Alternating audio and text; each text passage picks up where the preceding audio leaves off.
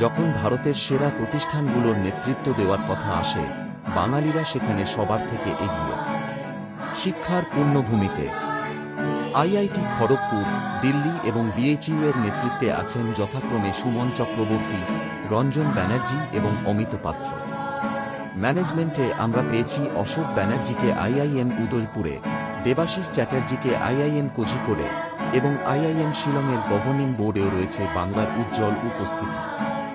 গবেষণাতেও আমাদের প্রতিভা উজ্জ্বল, যার প্রমাণ বেরামপুর, তিরুপতি এবং ভোপালের আইআইএসইআর এবং কলকাতার আইএসআই এর পরিচালকরা।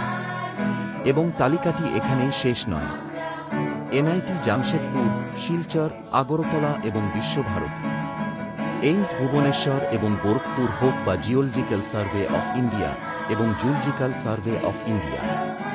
এবং আমরা যেন ভুলে না যাই সেইলের প্রথম মহিলা সিইও সোমা মণ্ডল এবং এগনোয়ার ভিসি উমা কাঞ্জিলালকে। এটাই হলো বাঙালির শ্রেষ্ঠত্ব, যা ভারতকে এগিয়ে নিয়ে যাচ্ছে।